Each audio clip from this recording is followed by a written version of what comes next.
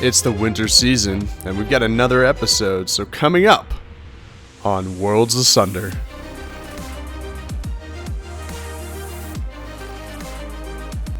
When you're in the throes of writing, sometimes you might forget to update that stuff, and if you need your editor to handle some of that for you, say, hey, you know what, I'm pretty sure I've got all the descriptions and everything.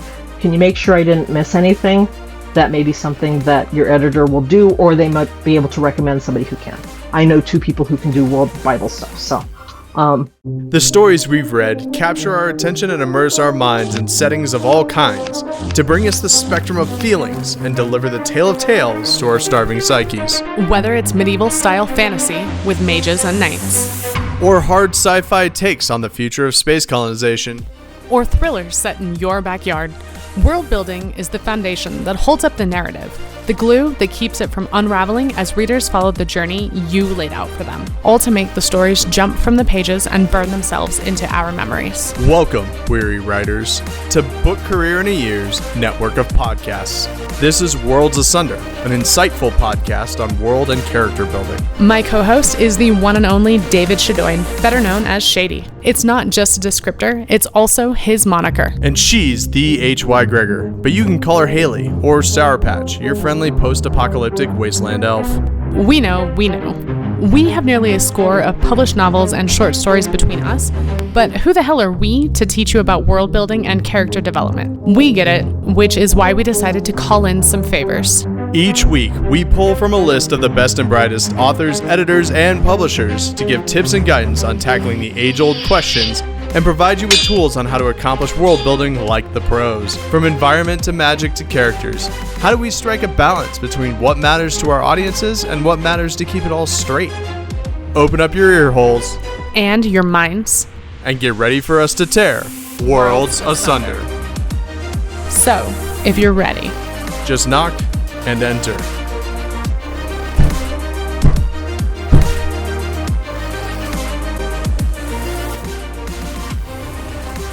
Welcome back to Worlds Asunder, the only world-building podcast on this network that is a proud sponsor of a winning team like Nebraska Volleyball, who are currently ranked number 2 in the nation, 26-1. Just for those of you who are probably complaining that we were sponsors of Nebraska football, who are on a 4-game slide right now. So, the volleyball team has been loud, proud, and dominant as ever this year. It's been awesome. Anyway, moving on to actual world building talk. As always, I have Haley H.Y. Gregor here as my co-host. I am Shady, David Shadoin. And this week, our guest is going to provide us a little bit of a different insight. And so for those of you who are also aspiring editors, you should turn this one up. Our guest this week has been an avid reader since she was a kid, starting with science fiction and fantasy, but soon moving into detective fiction. She's one of those people who always has a book. She started as a proofreader, but soon moved into line, copy, and developmental editing. She has been a full-time freelance editor for over 10 years and now edits for 2 mid-level publishers as well as several indie author clients. You can find out more about our guest at markedup.com. Mia Kleve, thanks for coming on Worlds Asunder. Hi, thank you for having me. So we brought you here today because, kind of like I said, we wanted a different take. We've been talking to a lot of authors, but there is a very important aspect to the world building and making the books happen in editing. And so we wanted to get your take on that. So what's the difference? We'll kind of start with a softball. And by softball, I mean, I'm going to give you the broadest possible question ever.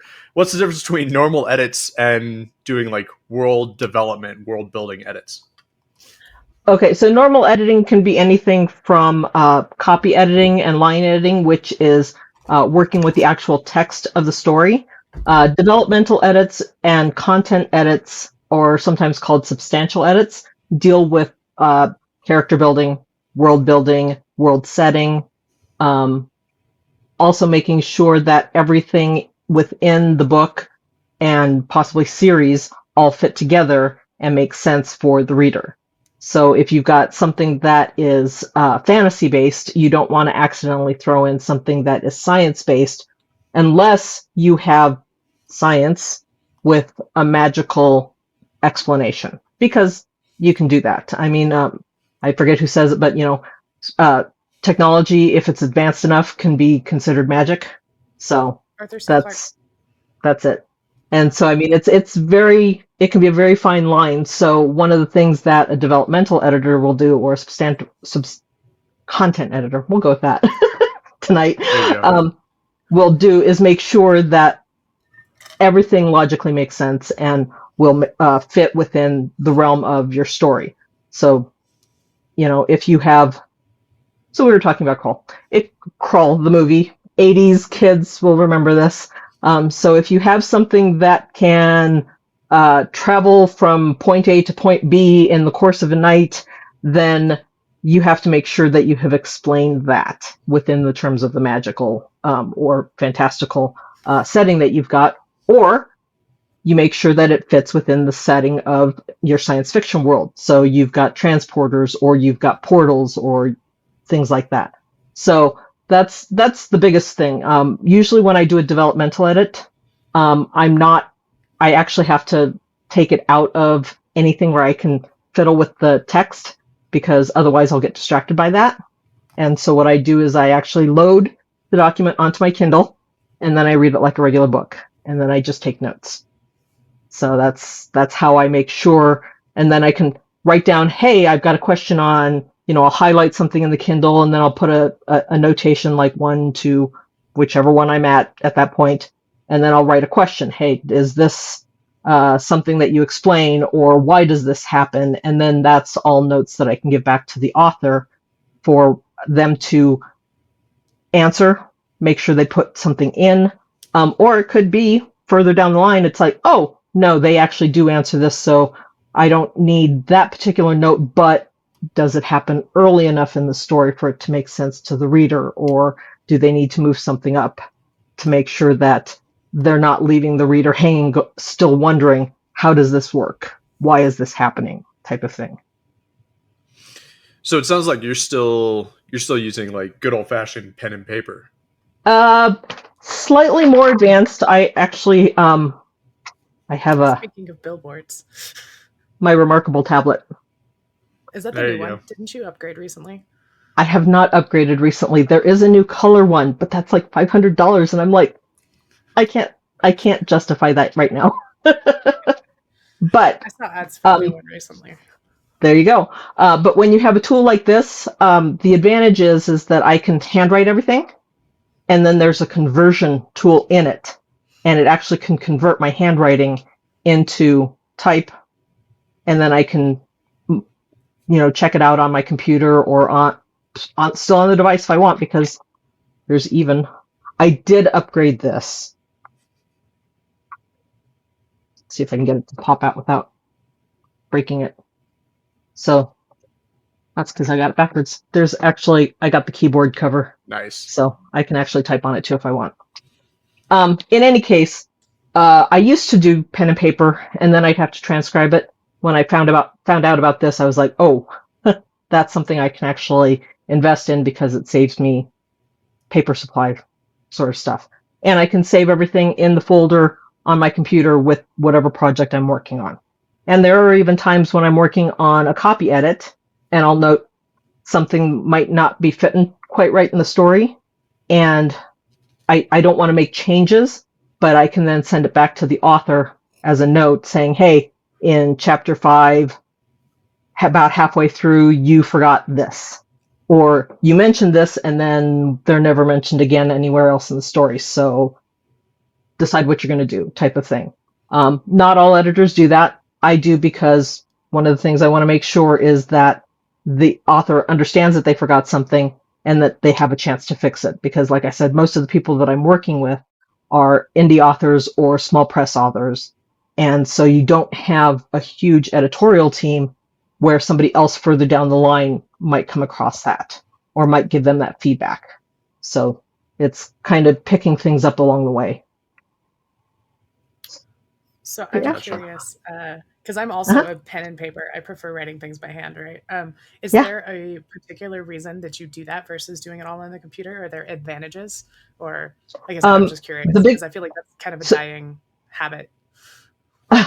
so for me, the biggest advantage is that I can sit anywhere. I've got a reading chair in my office, or if I decide I want to go sit out by our wood-burning stove because it's a really cold day, I can go sit in the living room and sit out there, and I don't have to worry about carrying my computer with me.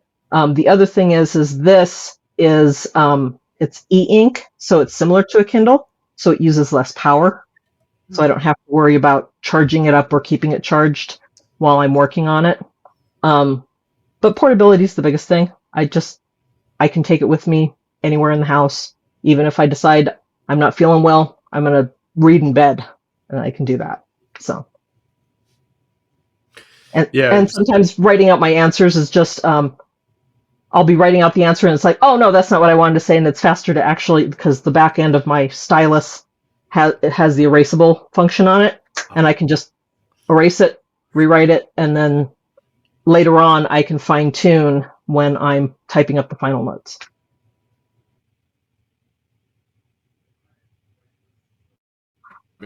So it's slightly.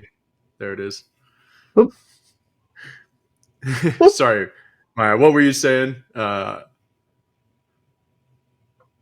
don't know. I think I was finished. 2 seconds, 3 seconds. Okay, cool. Oh, no, I'd started talking about something, and then I realized that my computer just pinged to tell me that my internet disconnected slightly, and then I reconnected. So, okay. I must be closer to the router than you are. You are. Yeah. Maybe. No, I've been. We could talk about my IT issues later. Since I had to reset my whole computer, there's one particular part that keeps connecting and disconnecting on the computer itself, and it happens to be my my Wi-Fi antenna that helps it reach, and we digress. Real much of a pain. Oh, at least it took us 10 minutes to digress. It usually happens in the first 30 seconds. There you go. Because you talking about Huskers volleyball was not. No, that's just for my entertainment. I do that on purpose. No, what I was saying before my computer so rudely cut me off was that The Remarkable had come out, I think, right around the time I started writing. And so I was looking at it because I thought, oh, I would love to use that and just handwrite everything, because then I could do it anywhere, right? I wouldn't have to pull up my laptop awkwardly. It would be great. And then I realized that I barely use pen and paper as it is, so why would I use that? Right. Yeah. But there are some people out there that prefer to use pen and paper, and I don't know of any author or editor who doesn't have at least a half dozen notebooks or planners of some sort. So, yeah, exactly. Yeah. I finally found a planner that I work well with, and I've been a bit remiss in the last couple of months writing down what I've managed to complete on a day, because I've been a little bit unfocused, but I've been using it for 2 years, which is a world record for me in using planners. Well, and then of course there's always the joke. If we talk about planners and notebooks too often, both Eikenberry and Casey will reappear back on this show. So there you go. I don't know if I want to summon both of them at the same time. Yeah. There you go. There you go. Yeah. No, but I'm sure, and I'll talk about it later, but we'll probably have you back on to talk about planning. Okay. At some point when we shift from world building and do some of our interruption author lifestyle stuff. See what happens. Actually, Casey and I kind of work together to get our Notion boards where we like them. Yep. So. Yeah. And I've been working on Notion because of Casey, but. Yep. Yeah, mine is not nearly as fancy as hers. She's got a lot of stuff, but I just needed bare bones to keep track of what I do. So everybody's got their thing. She got real into it.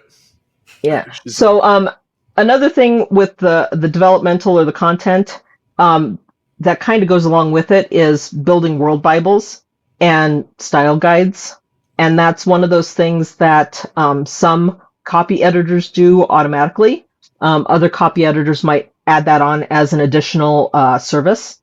There are some editors out there who specialize in world Bibles or series Bibles, and those are very, very handy. I don't typically do them just because the clients that I've worked on the series from the beginning with them. So, and I've got one of those weird brains that I can actually catalog most of the stuff in my head, and my brain will ping me when something doesn't read right, and then I can go look it up and verify, and then I can come back and then I can fix it. So we don't actually have world Bibles for the series that I work on, but that is something that some authors have, and that's because they may be sharing it. I'm sure you've talked with other of your guests about the Four Horsemen universe. That's one of those cases where a world Bible didn't really get started until much later in the process, and it's caused some hiccups along the way. But again, luckily, Chris Kennedy has readers and editors, Zach and myself specifically, who have read the majority of the books, so we know everything that has happened in the series. So as long as one of us was working on one of those books, we could say, hey, this is different and we need to fix it, or we know to throw it back to Chris so that he can then talk to the author about it before it goes out in publication. So, but other authors, if they know they're going to be doing a series that eventually will become a shared series, then they will want to have the World Bible up front. And they will want to set the rules up front and then when they have that, then they can tell people, here's the information you need. Chuck Gannon is a good one for that. His Murphy's Lawless series had a very in-depth World Bible because it was based on his Rick Riordan series. Or not Rick Riordan, his Kane Riordan series. Kane Riordan series. And so he had all the information, and he's like, these are the things you can do, these are the things you can't do, these are the alien names, these are the place names, these are the things that your characters will know, and these are the things that are known in the bigger canon of the series, but your characters might not know. So, and those are very important things so that as editors and authors are reading through it, they know what they're looking for, and they know what things will fit within the scope of that particular series or subseries. So I have two questions. Mm-hmm. The first is, what do you recommend authors absolutely keep track of for World Bibles? And then if you would break down the difference between a World Bible and a style guide. Okay. So, okay. What I would recommend specifically for World Bibles, character names, possibly, character names, brief physical description. Vocation or job or type of magic user, type of role they have on board ship, ranks, things like that for each character. The reason you want that is for spelling and for making sure that you haven't put them as a lieutenant in chapter 1 and a captain in chapter 5, things like that. Also, as the series progresses, you want to include whether or not they have died, possibly when they died, if you have it on screen, or even if you have it off screen. Between books 3 and 5, they were off on a mission and they died somewhere along the way because you haven't decided, and you might do a story later on. That's, internal notes as well as notes for sharing out with other people. Place names, planets, forests, rivers, general. If you've got a map, this is more for fantasy. If you've got a map, even if it's a rough sketch, send that along. That way the editor knows, hey, you said that The Salton Sea is in the east, but in the book, or the map says it's in the east, but in the book you said it's in the west. So you need to fix your directions. Things like that. Let's see, what else? And we talked about map building on a previous episode with JT Evans. So for all of our listeners out there, go check that one out if you missed the city planning committee. Yeah, nice. And then details about your world. You know, a good example is Terry Pratchett's Discworld. You know, how is that? What is your world made up of? Is there something that you want to make sure is consistent throughout your series? Then you put that in there so that every time it's described, then the editor knows that make sure to hit these points. These are the things that you always want to hit. Another good series for that is another series that's good for maps is the Belgariad by David Eddings. That has a great map. That's one of those series I remember every time I read it. Even if I read it now, I'll always be looking at the map going, oh yes, I know where they're going now, type of thing. So it's those types of things. It's the details within your story to make sure that everything stays consistent. Ship names, shuttle names. For something like Mill Sci-Fi, if you've got specific names for companies or divisions and nicknames and just all that sort of fun stuff. And you know, it's stuff that's hard to, when you're in the throes of writing, sometimes you might forget to update that stuff. And if you need your editor to handle some of that for you, say, hey, you know what? I'm pretty sure I've got all the descriptions and everything. Can you make sure I didn't miss anything? That may be something that your editor will do, or they might be able to recommend somebody who can. I know 2 people who can do World Bible stuff. So the difference between a World Bible and a style guide. So World Bible, like I said, names, places, things like that. A style guide is how do you format place names, for example. So you've got an alien race and all their place names are italicized for whatever reason. Just throwing that out there. Don't do that, by the way. But if you did, a style guide is where you would put that. If you prefer Alright, Alright, as opposed to 2 words, all right. That's something that would go in a style guide.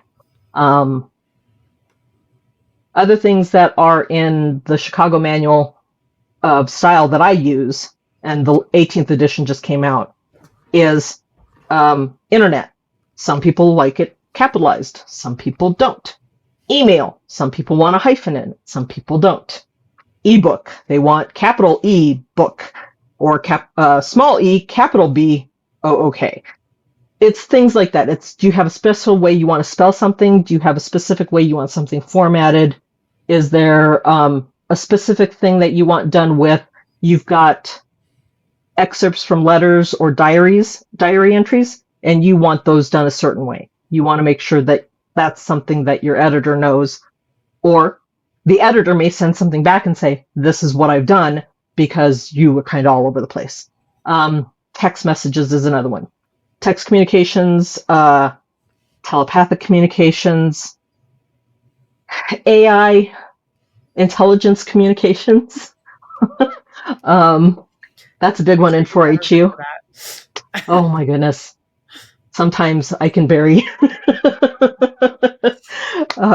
Actually, Iconberry is the reason we had to come up with a very set way of doing that for 4HU, because he's got Lucille, and we wanted to make sure that it was consistent. And then we had John Osborne, who put a type of AI into his company's computers.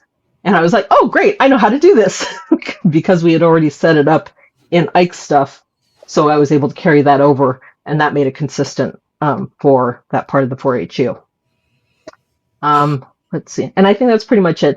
A lot of times the style guide has is either the Chicago Manual of Style or AP not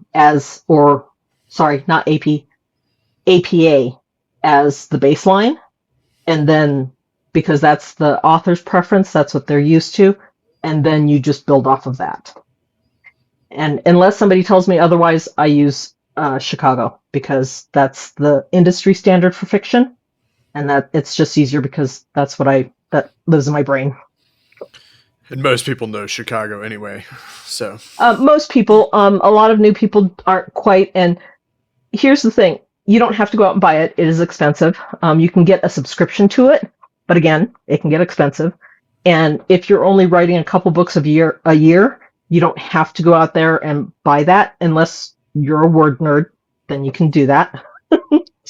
Totally up to you. But if you let your editor know, this is the style that I want you to use, then they know what they should be doing, and they can give you your manuscript back with those styles applied. Nice. Now, I will say that like a lot of the things that you touched on, like the specifics of the style guide, is still like they're parts of the world building, right? It's making decisions on how certain things are presented. It's making decisions on, the way you're going to view, AI discussions, or the way you're going to highlight whether or not it's an alien or not. So it is like, it's not that not to use a style guide. It's that there is a difference, but both of them matter in terms of like the overall getting the world correct. Right. So a style guide makes it very handy because reading for most of us is still a visual thing. And this also helps narrators for audiobooks because you have given a visual reference on on who's talking or on what type of text you're looking at. So if like you said, in the context of the story, if there's a letter, the way that it's formatted will let the reader and potentially a narrator understand this is not the standard narrative. This is an excerpt from something else type of thing. So yeah, it does help with the world building, and it's a visual cue for the reader to understand, oh, this is something specific for this story. Welcome to Behind the Scenes of Worlds Asunder, how we make books a reality. So that's all been good stuff. What can authors do to help out their editors? I know we've kind of touched on it a little bit with some of the world building stuff, but is there anything else that you have found like that authors have done previously or that you've asked authors to do that will help you out when it comes to editing, doing the content edits, the dev edits? So the biggest thing is, and if you've submitted any manuscripts anywhere, it's always follow the style, not the style guide, the Shuns. Well, manuscript. The Shun style, yeah, manuscript format. So the standard format or not the standard format, whatever the format that the publisher or editor is requesting. So whether that is specified font style, specified word spacing, line spacing, even down to the displayed paper size. For a while, I was trying to do that, and then I realized 8.5 by 11 is just the easiest. Submission guidelines. That's where I was going. I was thinking manuscript submission, Yeah, but for most submissions, the standard, if you can't find anything from the editor or the publisher or the anthology that you're applying to, the Shun style guide, and I will, I can get you the link for that later. I use it all the time. Yeah, and they have the classic, which isn't as used as much anymore, and then they've got the modern. And the biggest difference is the classic says you can use Courier New as your font. I tried to use that as my editing font for a while, and it's actually very hard to read when it's not printed out. So my standard is Times New Roman 12 point. And that's pretty much the standard across the board. If nothing else, if you do nothing else, double space, Times New Roman, 12 point. Oh, and use indents. Don't use Don't have all of your paragraphs left flush. Make sure you use indents on your paragraphs. And if nothing else, they can't say that you didn't at least do the bare minimum. And that's the one that I tell people. I give them the Shun link, if nothing else. But usually, you'll find that that's pretty consistent across the board. Don't get cute and submit your manuscripts in papyrus. Noted. Right. Now, we're not saying you can't write it up in that. You can use whatever font you want to type it in. But when you submit it, hit select all, make those changes. Oh, and black text. Don't do colors, because colors can actually bother some people's eyes. And that's why we want black on white and basic. Whatever you want to do to write your manuscript, have at. Just take the 5 minutes at the end and convert it into the standard, and everybody will be happy. Have you gotten color submissions before? I have not. Okay. However, I have heard stories. Tales from the slush pile. Oh, Tales from the editor's stable. Yeah, that too. Yeah.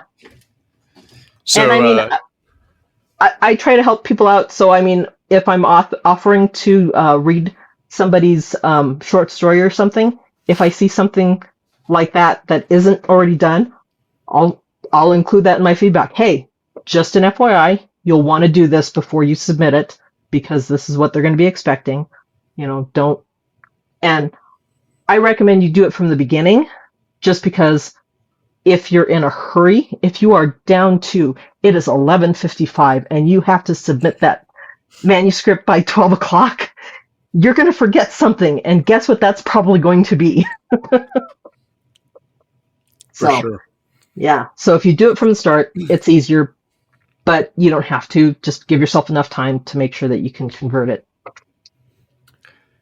Yeah, the first short story I ever submitted, I actually had Casey Azell edit it, because she was doing a bit of content, a bit of line editing for me. And so I sent it to her and I go, hey, I know this is not the proper format. I will reformat it. And the first thing I got back was, why didn't you format it before you sent it to me? Yep. But there's an advantage sometimes to doing things differently, though. I write every manuscript in a different font, and then when I edit it, I switch it to Times New Roman. Yeah. I don't know if it actually works, but it feels like kind of a brain trick where I see like Sylphan or something weird. It's always, something fairly normal. Like I wouldn't actually use papyrus, although I might joke about it. But something that's fairly easy to read still, but it's just like just enough of a change that it kind of helps me think that, oh, I'm in drafting mode. And then times is like the constant for edits. So. Right. Yeah. And that can be helpful. I mean, some people do work better with a different font, and some people can't do so Times New Roman is what's called a serif font, and a serif are the little tails at the beginning and the tops and the bottoms of the letters. And then sans serif is like Arial font, which is basically straight lines and there's no tails or anything like that. And people prefer the sans serif font for writing things up. For somebody who's staring at letters all day, eventually it all looks like lines. So the tails help break up the letters and everything. And that's what type fonts were meant to do, was to help you differentiate between the letters. So whatever your brain is works for your brain, use that. I mean, there's some people who are dyslexic and they've got the dyslexic font now, which helps them process visually, which I think is amazing. I don't know why somebody didn't think of this like 30 years ago when word processors first came out. But yeah, so if you have to use something like that, then use something like that. It's all tools. I mean, that's all computers and word processing programs are tools to help you write your book. Well, if they have dyslexic font now, I need them to invent stupid fonts so they can teach me how to read better. ADHD font. That works too. On the page. Yeah, I don't know about that one. That one you just got to figure out, because I'm actually one of those people where I have multiple things going, because my brain will be, some days my brain will be laser focused, and other days my brain is just in a million different directions.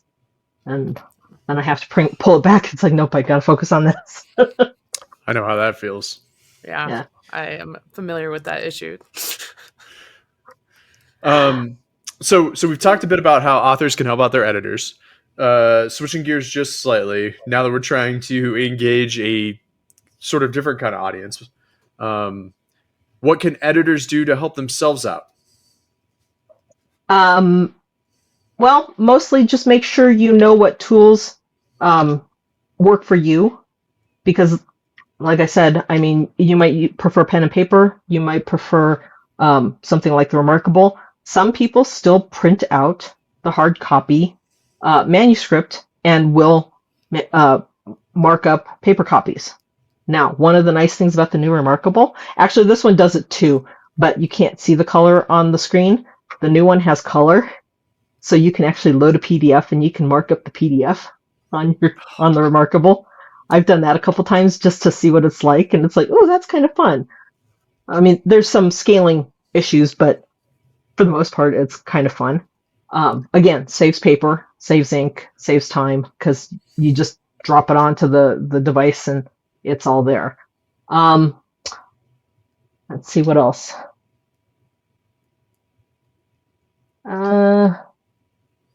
Set a schedule. Know what your so I'm usually more productive in the afternoons and evenings.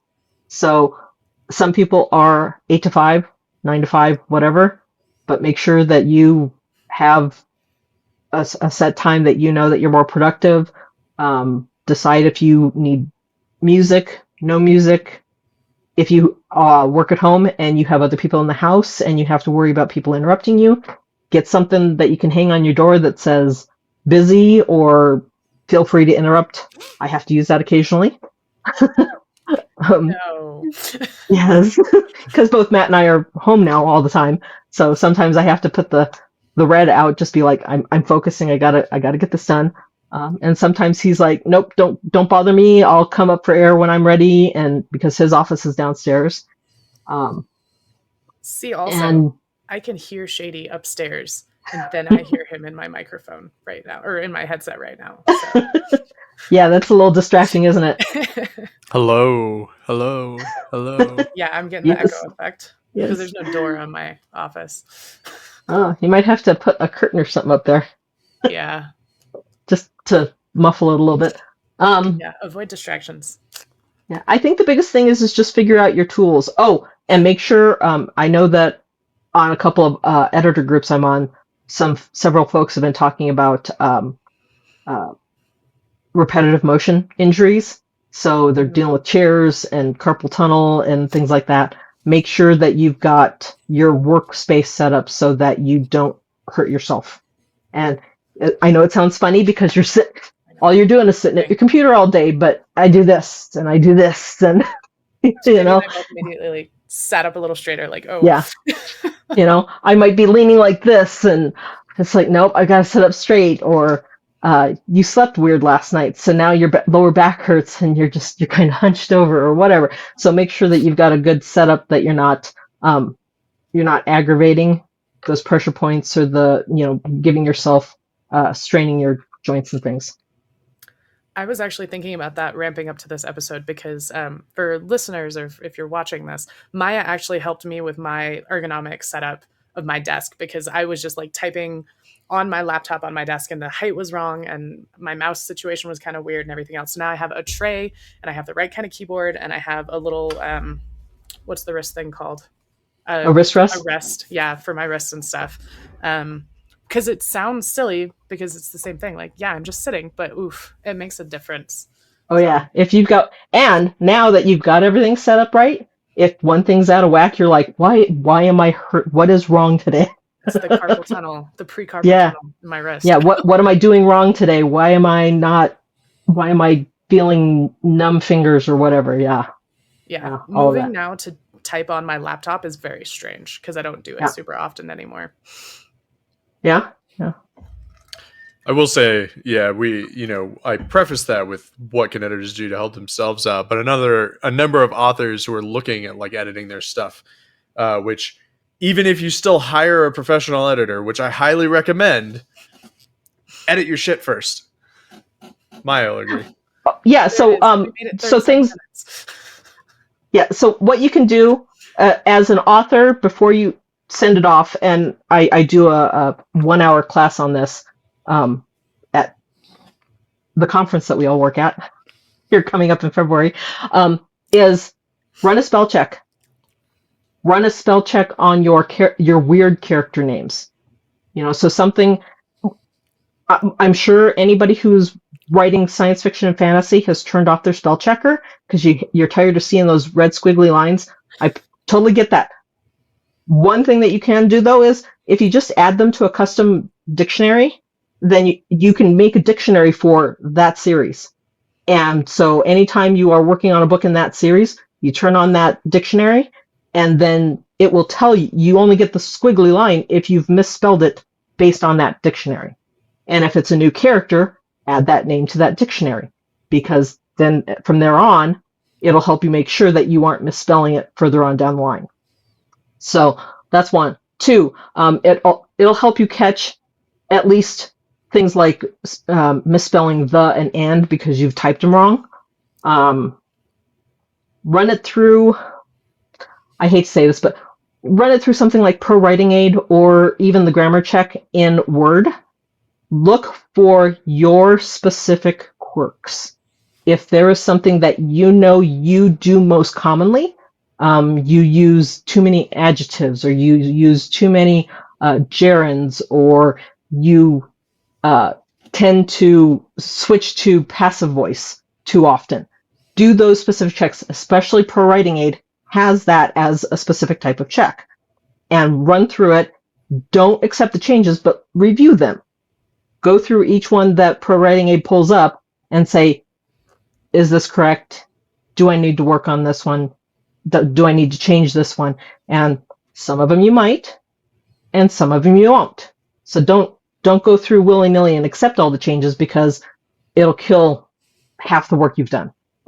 But it's a good way for you to recognize when you're using it out of place. So, what else? No, I think we already covered, because we already covered the formatting. But yeah, run the spell check, run the grammar check really quick, and then lists of common words. Everybody's got common words or lists of words that they use too many times. So very, that, just, so, believe it or not, so, especially at the beginning of a sentence. These are the words at the beginning of a sentence. So, as. Conjunctions. I do conjunctions. Yeah, and I'm not saying don't use and but at the beginning of a sentence, but make sure that you absolutely want to use it at the beginning of a sentence in the cases where you do.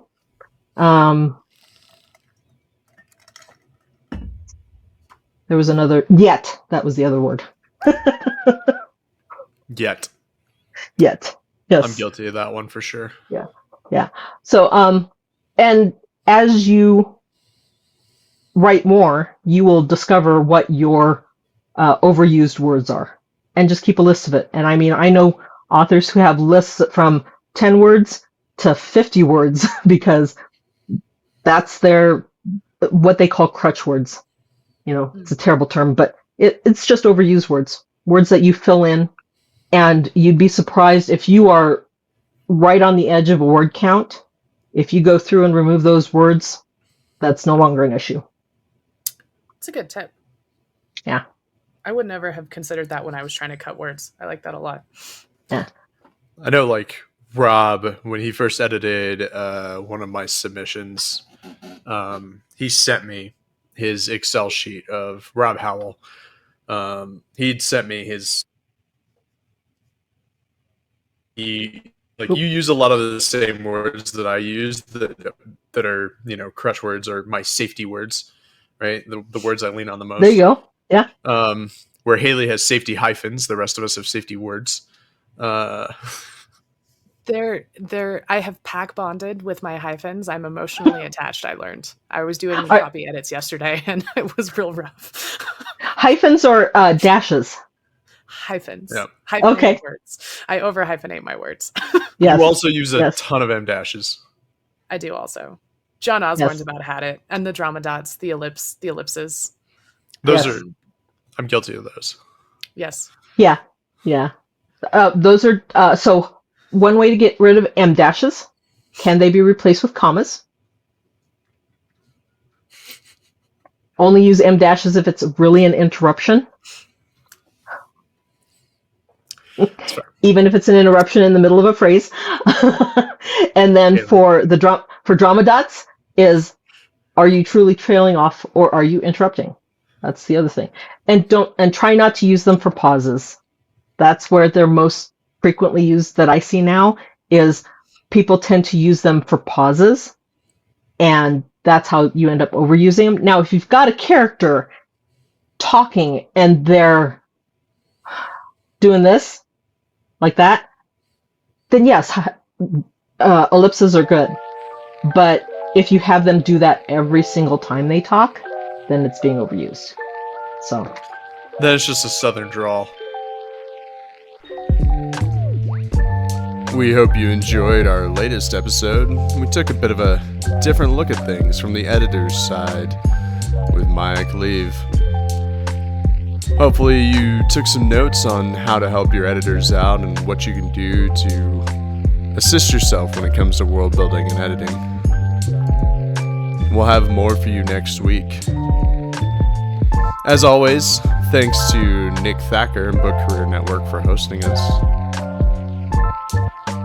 Links for all of our guests, as always, are in the show notes. That's where you can follow any of us and see where we're headed to next.